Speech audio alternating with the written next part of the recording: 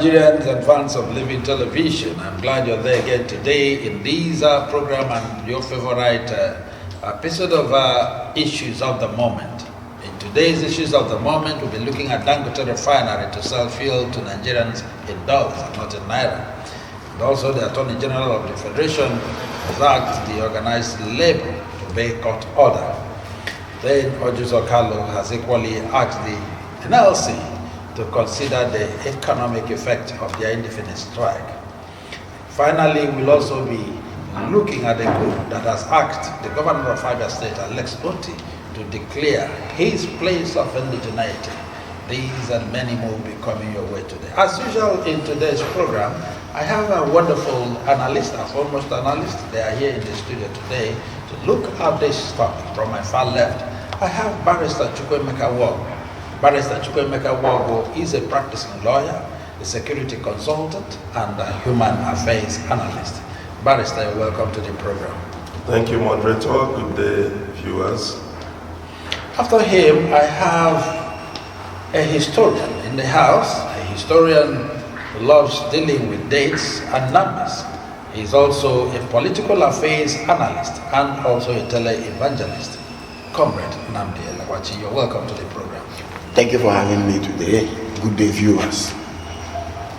All right. Dangote Group Executive Director Devakuma Edwin has revealed that the refinery will sell petrol to Nigeria in US dollars and not in Nigerian naira. Dangote Refinery is set to begin refining petrol by November 30, 2023 and the diesel and jet fuel operations by October 2023. The group's Executive Director Devakuma Edwin says he will sell fuel to Nigerians in dollars and not in naira.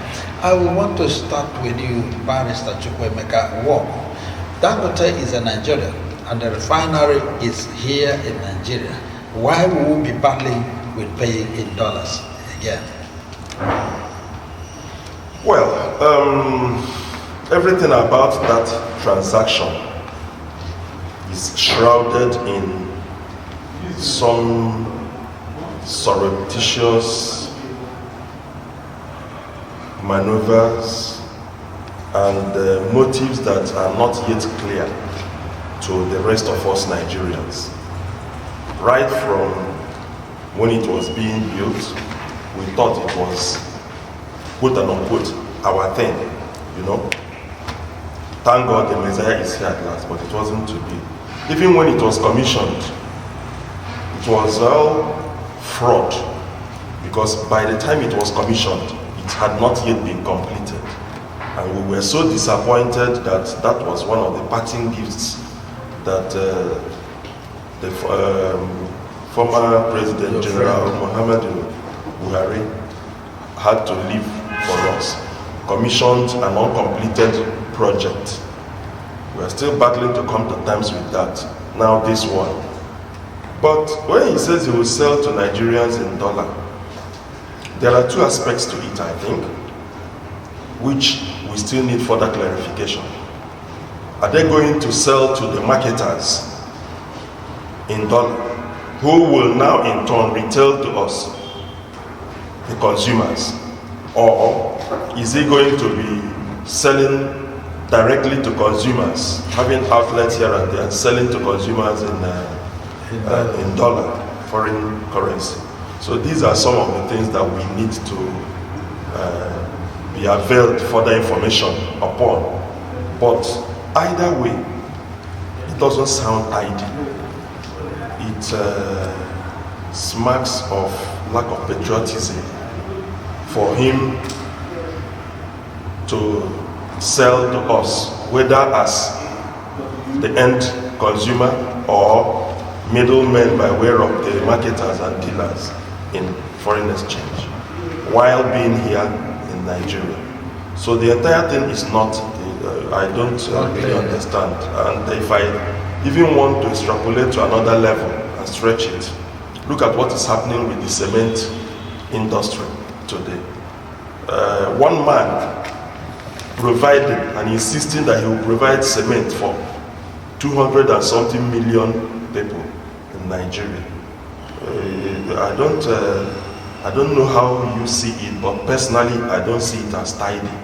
I don't see it as tidy. And that is why you have the hype today. He wakes up one morning and tells you, I will sell cement at 50,000 naira a bag. You don't have any other place to go.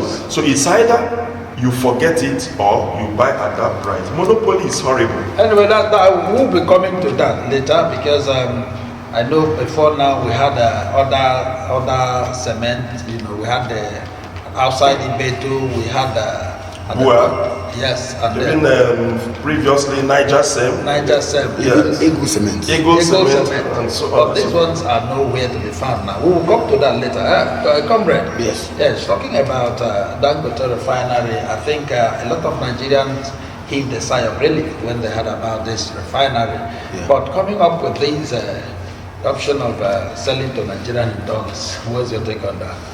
Well, if I understand very well, I think what is happening is unfortunate that even the oil itself, even at the international market, everything about the oil, even when Nigeria is exporting to import as finished product or as a refined product, all the transactions happen in dollar. And then as it later happened or what was not known to us, the Dangote refinery was actually situated in a free trade zone. So you can actually leverage that to say, I want to sell in dollar. In as much as you may say it is unpatriotic, and then it actually tantamount to economic sabotage. But then it is business. Remember also it is private business. And that is why it should be a shame to us that to a large extent we all relied on Dangote's refinery to come on stream. Even though the single refinery he's building, the single trade refinery he's building has about 650,000 barrels per day capacity. That's if operating at maximum capacity, not minimum. So and then combinedly, the 4 refineries we have in Nigeria, the 2 in Rivers State, 1 in Port Harcourt, the other 1 there, and then 1 in Warri, then the other 1 in Kaduna. 4 of them combinedly can give you 445,000 barrels per day. And for a country like Nigeria, with production capacity of over 1.5 million barrels per day, that still means even if Dangote should come on stream, you understand, we still have refining gap. You understand? So I think it should be a huge challenge for us. But then where I have issues that the whole thing there is that the Nigerian government should be aware of this, and then they begin to talk about how to revisit refineries, even build more ones. That Dangote is building a private refinery should not stop the idea of modular refineries. And I know about one modular refinery in Ohaji Bima, Watersmith refinery with about 50,000 barrels capacity a day. I think it should be in our interest, because I know we have the controlling board. Yes, I know we have what they call the local content control board. I think they should begin to see how they expand that sector, issue more licenses to willing operators who have actually met the prerequisite and other conditions to go into the field, because Dangote is 650,000. Nigeria, or if at all, because mind you, they are talking about triggering the 60,000 barrel capacity, the one in Port Harcourt, by this December, and that's just paltry. I'm saying here that we are producing about 1.3 million. OPEC assigned us a quota of 1.7 million barrels per day. But due to oil theft, corruption, and other operating issues, we landed at 1.3 million. So even if Dangote should come on stream and our refinery should come together, we still have a refining gap. Though we may be able to meet our daily consumption, but there is that need for Nigerian government to do business. And mind you that Dangote, being in a free trade zone somewhere in Lekki, is open to do business with any part of the world. So that is why we are having that. All right, in an interview with S&P Global Commodity Insights on Monday, Dangote also said that he pointed out that the refinery would initiate a gradual increase in petrol production, aiming to reach an impressive 650,000 barrels per day by November 30. He emphasized the refinery readiness to receive crude oil, stating right now that he is ready to receive crude, from NNPCL. All right, Barrister, talking about this private private refinery, and our outgone president was the man who, led the inauguration and so on. And then, is there nothing the country can do? Is this going to stop the rebuilding? Remember, before Buhari left, he mentioned how much that have been wasted, and tell those that Port Harcourt refinery will be coming on soonest before he left. And now this present administration has also talked about the starting operation by December as well. And yet, this man is still, with all this happening, are we sure of our refineries here in Nigeria? Well, the present president and the immediate past president, both of them belong to the same political party, noted for making promises that ab initio they never intended to keep, and it has been their hallmark. I stand to be challenged on that. Is it the school feeding or whatever? Which of the promises did they keep? That is an aside. I picked on something you said, that Dangote said they are ready to receive crude oil and refine. I'm worried. Would he receive and then refine and sell to us? Or would he buy crude oil and refine and sell? These are two different things. Yeah. Because if he is receiving, it is only Nigeria that is allowed to receive, refine, and then sell to the people by way of NNPC, the umbrella body. So for Dangote to receive, is he now assuming the place of the NNPC, or would the NNPC be selling to him as they sell to every other buyer, maybe the international market, who would then refine and sell back to us? Like I said, these are still issues that Nigerians demand answers to. We need to be told clearly. We seem to have gotten into a marriage, the terms and conditions of which we never knew before getting into the marriage. You understand? So, as you develop the questions, I get more worried on behalf of the rest of us Nigerians. But suffice it to say that we thought it was well intentioned, and the intendments were for the betterment of Nigeria. When I begin to listen to people who are better at dealing with figures, like Conrad here, I actually begin to get more worried.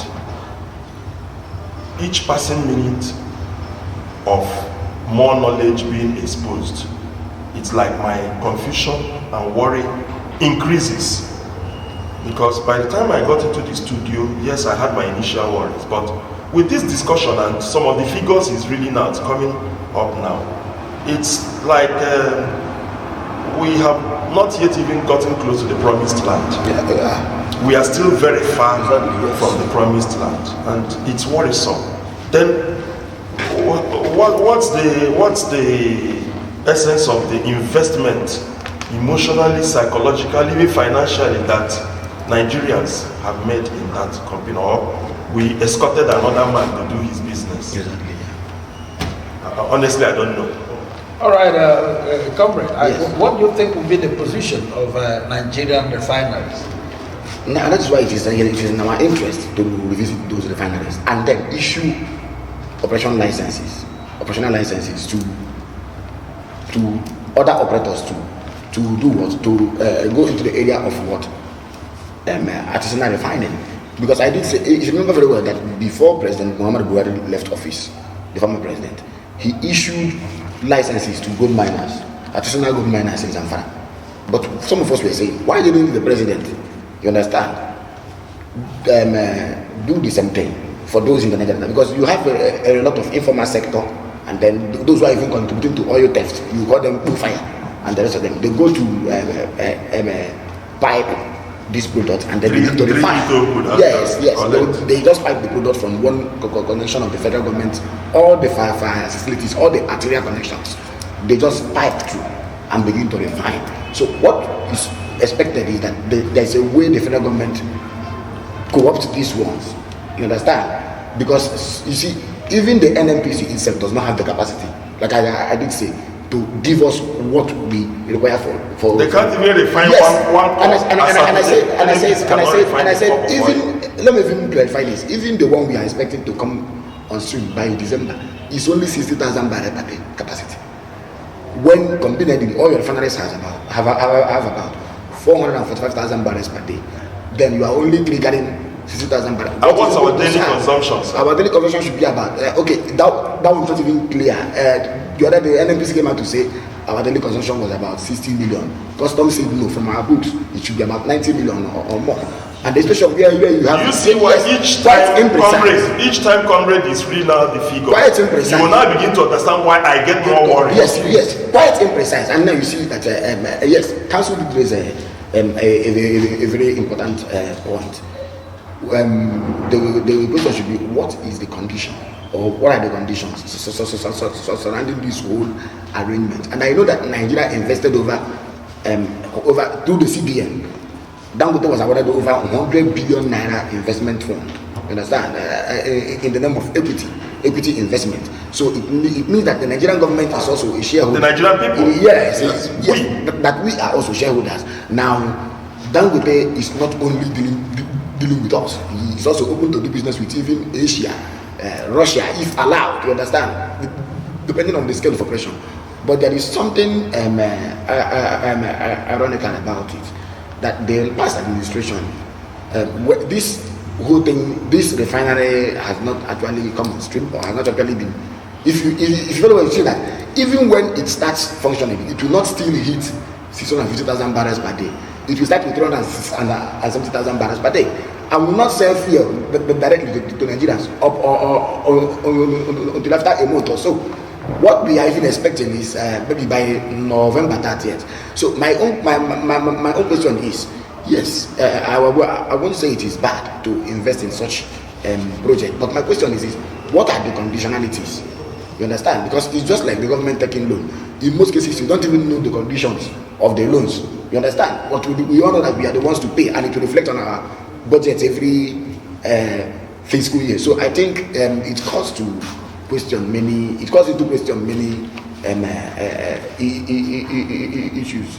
All right, before we go on break, Council, Dangote also said that Nigerian oil will be purchased in US dollars and not in Naira because it is in a free trade zone on the outskirts of Lagos, and that is why it's going to be on dollars. So Nigerian oil or the refined product? The refined product. Because that means, even with your clarification, the initial confusion on my part, I'm blaming myself for everything though. Yes, because I don't understand.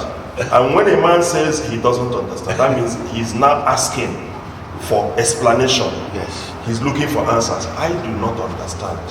So he's more interested to clarify the end. I will sell in dollar.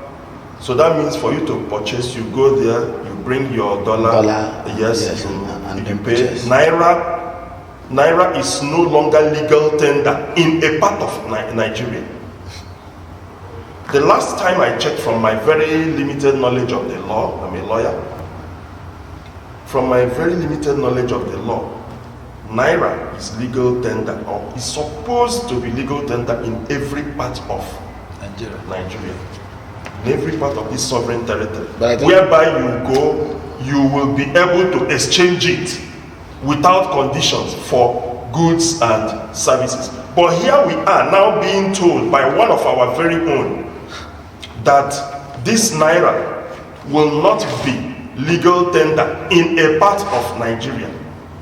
And we have lawmakers, the National Assembly, we have the press, we be in the fourth estate of the realm, we have the lawyers, people like yours truly here, we have politicians, we have all kinds of people, we have, most importantly, the executive that definitely ceded these rights to him. They are meant to enforce the laws that Naira is legal tender in every part of Nigeria, and yet they have ceded that right to exclude the operations of the Naira from certain parts of Nigeria. And we are all okay with it. We are smiling and freely discussing it as if nothing is wrong. I think it has to do with the fact that that place is a free trade zone. Now, I want you to because, take it together. yes. We said it's because If it is a part of Nigeria, yes, it's a part of Nigeria. that means you can use any currency. Yeah. I want to explain something. You can use any currency, not to limit and say our own currency will not be used there. Under international law, you have even what you call exclusive economic zones. You also, it depends, and then you have what you call continental shelf, and Nigeria has all of this. You understand? There is a part of the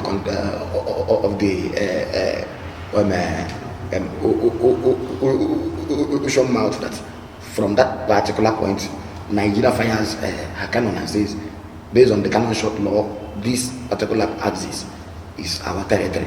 But I think here is a free trade zone that is open to trade. But by virtue of that designation, free trade zone means dollar, naira, everything. But then the Dangote is being particular.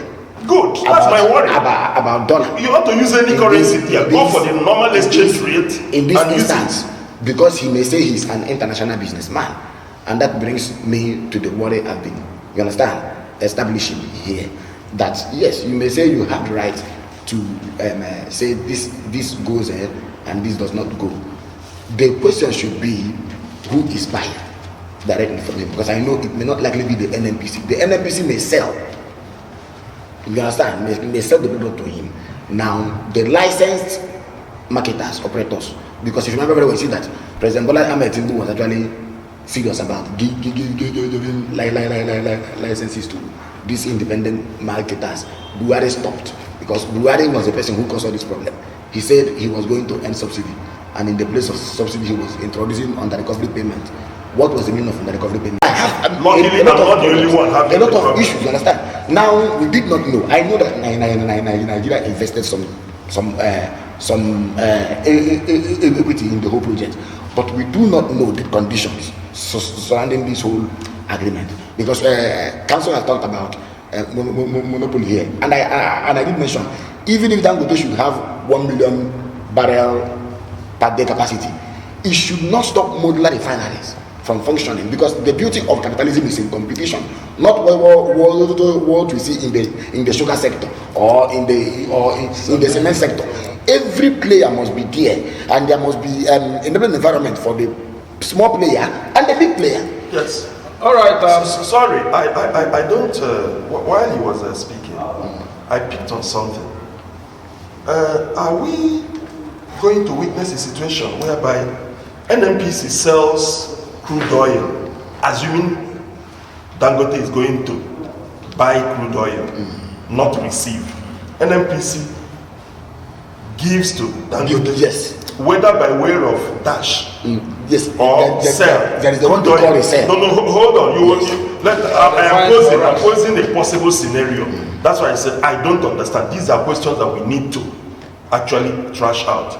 He collects from NNPC, whether by way of purchase or gift or whatever. He refines it, and after refining, he now sells to NNPC. NNPC will now sell to us. No, I think it should be them. It should be those like. Okay, you are thinking. That means we are not sure. Because that is exactly what Dangote said. He said he will sell to. Selling to Nigeria is NNPC that he will sell to. You see the problem. I said there are licensed marketers in the sector. They will sell our products to us. Yes, because he has refined for. Now, don't worry. Don't also forget that we also import the products. We also buy in our products. Yeah, but not from one of us. Not from one of us. And certainly not on our soil. Not on our soil. I understand all those emotions. You understand? But then the point you made, I picked, and I agree 100% with you, sir, is that the little players should call them the modular refineries, the informal sector. The government should have a way of bringing them on stream. Let them even go together, collect their efforts, harmonize. The only thing the government and let them produce. The government cannot even begin to sell refined products to other countries. The only thing the government needs to do is to say we are bringing you to the formal sector. Some of your activities don't shut them up. Some of your activities constitute threats to the environment. This is how you are going to refine without undermining or depleting the environment. All right, because of our time, we're going to go on a very short break. When we come back, issues of the moment will continue. Don't get away. Keep watching and listening to Living Television. We'll be back shortly.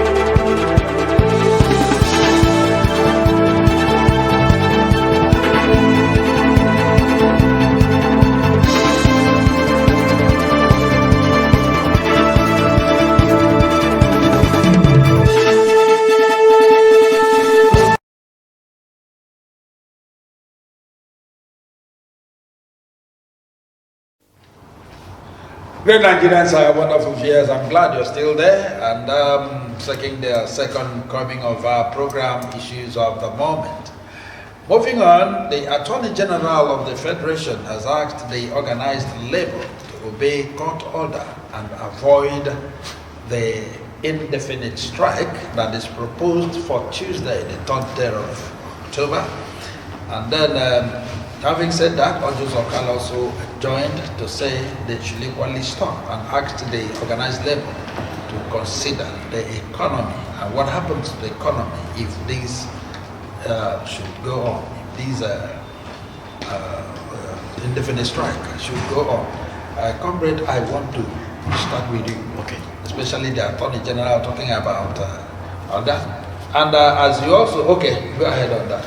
Yes, I think we know the Attorney General and we know where he belongs. I do say it here, the Rufus Mice law, where you stand depends on where you sit. You cannot tell me to stand and I will stand on council's chair. I will also stand on my chair. And in Igbo balance, it is translated to mean Ebonyeneri. Yes. And I know that, and this is my personal opinion, I know that Attorney General is comfortable even when other Nigerians are suffering. Yes. I know that the president is also comfortable. And I know that the speaker is comfortable. The Senate president is comfortable. Of course, don't forget that these men, these legislators, I'm sorry I'm diverting, but then it's important I also remark this, have been on recess since the 8th of August. The National Assembly had been on recess since the 8th of August. For the months of August and September, they didn't work for 15 days each, but they will receive salaries. They even received holiday tokens before they went on this. So the working man in the envelopes in the pigeon, yes, the prayers in the token that was converted to prayers. But then the working man in Nigeria cannot. That's what we call mobility of labor. Labor is mobile. For council to come here, for myself to be here, for you to be here, we mobilize ourselves, whether we use our vehicle or we entered a public one. It is mobility of labor. The working man has to move from one place to the other. You understand? Now, when they remove subsidy, it affected the mobility of labor. Well, workers could no longer mobilize and they couldn't go to work. They placed their needs. They said, do this for us. Since we are removing subsidy. The same president gave the National Judiciary, in fact, he gave the Judiciary 35 billion naira for palliative. He gave the National Assembly 70 billion naira for palliative. What has he given to the workers? Nothing. It's been back and forth an argument. It's in the pipeline. It's in the pipeline, and then we are even told that the much expected October 1 address will allay, in fact, will look into all the gray areas. But then I'm worried. Because we don't ask ourselves, how has this subsidy removal affected production in this country? You see that informal sector is beginning to shrink. Family finances are shrinking. Food inflation is on the increase. Yet, We don't even know where we are. Even as we speak here now. And lateral lateral poverty. Yeah, lateral poverty. Thank you.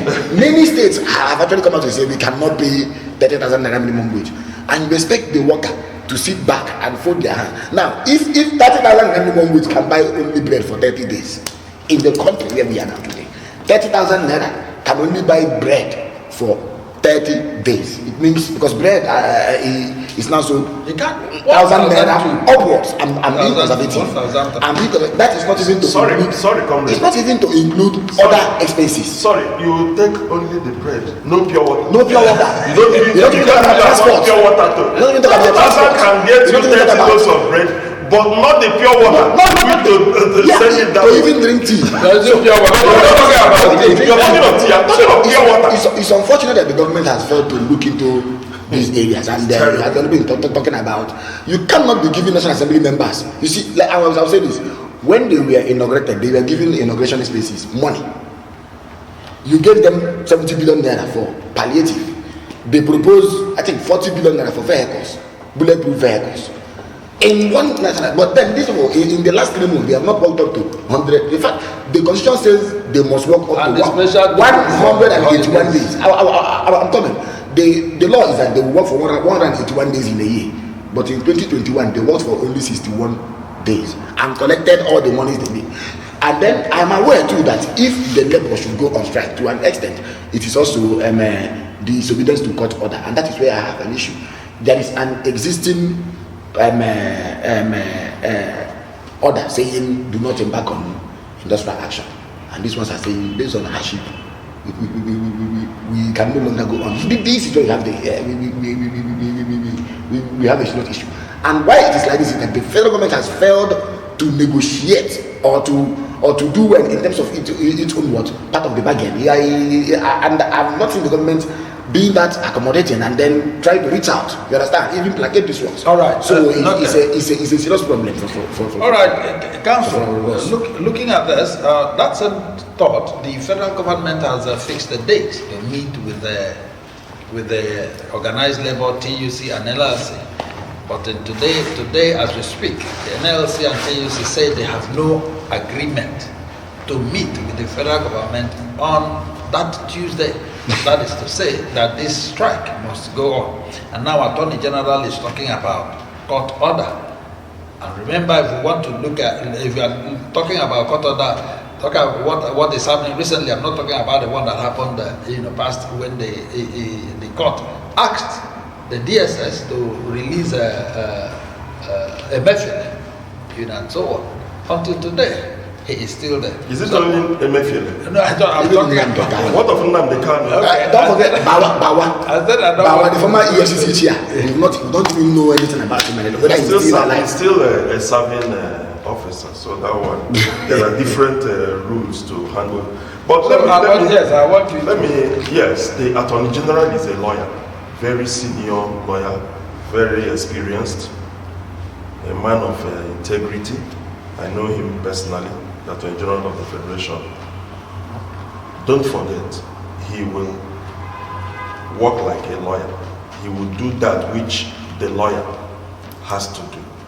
If, mind you, he was not the one that obtained the court order. It wasn't in his time. They were still going through nominations and everything.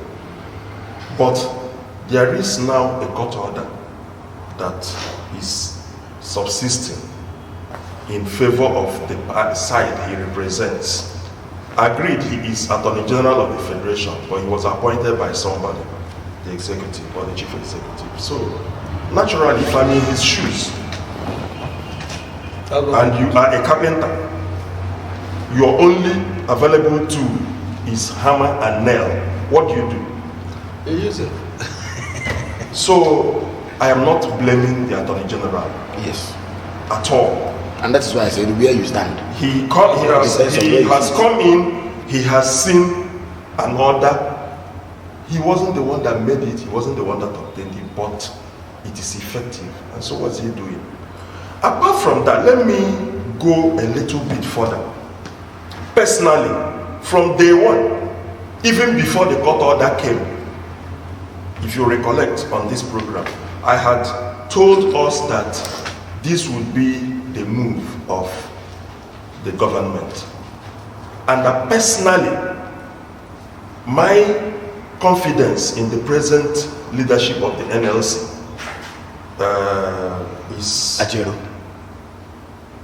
I am also trying to be fair to everybody, including myself. My confidence in the present leadership of NLC is yet to be functional. My confidence in them is yet to be functional.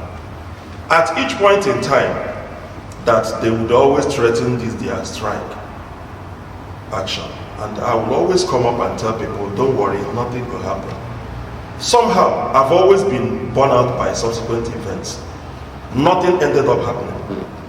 So, I can also assure you, even if for any reason, Labour is able to muster the courage to go on strike on Wednesday, on Tuesday, it wouldn't last beyond 24 hours, maximum 48 hours. There will be something, there will be a development, there will be an issue that would be brought up to make them, say, well, in view of XYZ factors, it's either we are not going again or we are calling it off. What I am trying to say is that I have not seen the present leadership of the NLC being in a position to do anything. Watch each time. The government, after NLC has backed down, the government goes to rest, goes to sleep and slumber. NLC wakes up and says, we are going again. The government wakes up, okay, we are negotiating. There's this court order. Don't forget to look at the court order. Come back, we are negotiating. It has been the same pattern. So you and I can predict what will happen on Tuesday. We know, we are not God, but we know what will happen on Tuesday. It's not going to be much different from what has been happening, sir. All right, okay.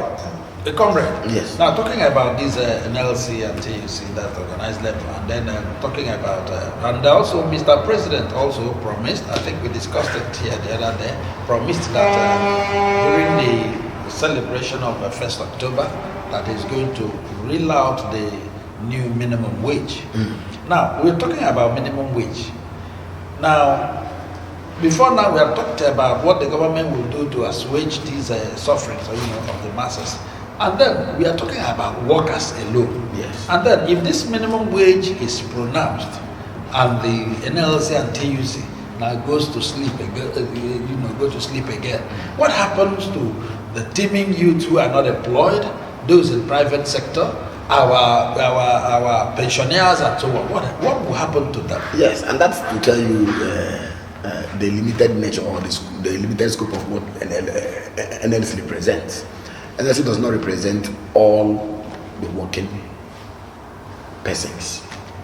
Understand? It only represents the so-called organized labor, the trade union, and affiliate groups. And that is to say those who are actually registered with the labor, those who are in their those who are on their register are the ones, and from whom they collect deduction, monthly deductions. Yes, and those are the ones they are fighting for, and from those deductions and everything, they will stage a legal battle, and all what we know. Now, the plight of the common man remains the plight of the common person, because you are not telling me that there is no way all these things happening do not affect the perishable dealer in our area, or the truck pusher, or the barrel pusher. That's why you're going to tell me it does not affect the taxi driver. Mind you, when I say taxi driver, I don't mean those commercial vehicle owners who are registered with the NURTW. No, I mean because it is a capitalist system. I mean those who own vehicle, those who are also buying this share at high product. So if you give, let me even say, if you are to give a worker in Nigeria 1 million naira as being those who are affiliates of the NF, fine. What about those who are outside that? That's it. That becomes discriminatory because by way of practice, you now see that poverty will also widen, the gap will widen.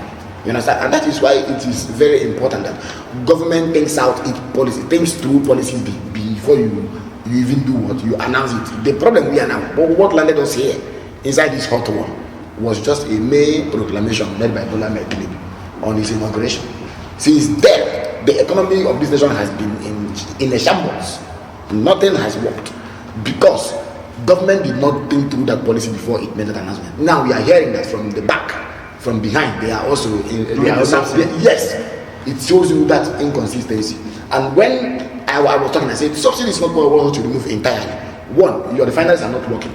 Your transportation sector is not robust. What you do is you remove a fragment and begin to work on the refinery.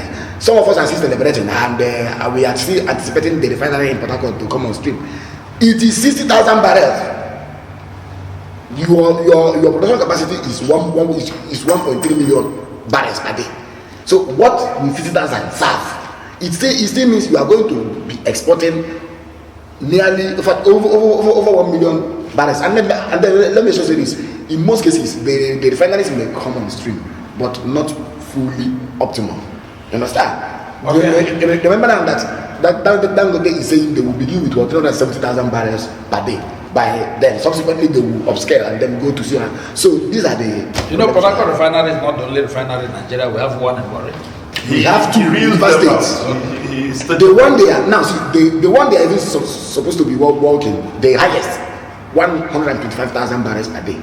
They are not talking about that one. They are talking about the one built in the 1960s. The one 60,000 barrels per day. That's the one they are talking about. And to me, it's infinitesimal. And that is why we must make sure we allow modular refiners, these people, to come on stream too. All right, before we go, because of our time, let us look at this. A group known as the Southeast Forum had called on the governor of Abia State, Dr. Alex Joma Uti, to declare to Abians where his origin is, his indigeneity, to clear Abians from so many doubts. And we talked about it somehow, but I think council is also in a better position also to talk about this. I don't know why I am in a better position to talk about this. I also don't know how it will really, this issue will really help us, because we had ventilated it even before the election. And I've spoken about the little or the much I know about him. Why I seem to now be adopting this stance is that I see the issue of the origin of the governor of Abia State not being much different from that of President Tinubu. That is the truth of the matter. Where are you from? I'm from here. No, I'm not sure. I am from the other place. I am here. I settled. Yes, you can always tell people that I originate from here. I have settled here now and adopted it. It's fine.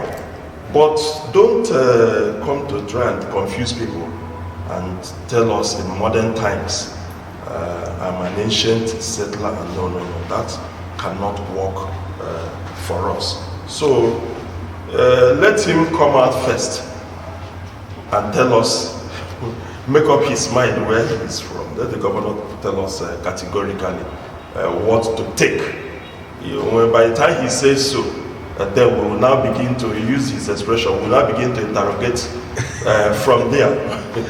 Where has he told you are a journalist, sir? Where has he said he is from? For now, from West. Fine. So we cannot. And the group said we can that it should be specific. Is it Aro, Chuku, or Isialamba? The Southeast Forum. And you will understand why that group is doing so.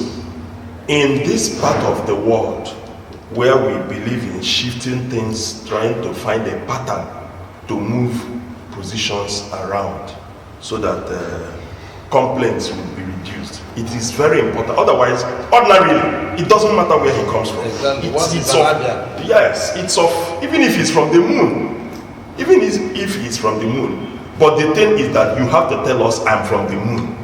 it doesn't really matter to me where you are from. But then you should be forthright with the people you are governing and say, I'm from the moon.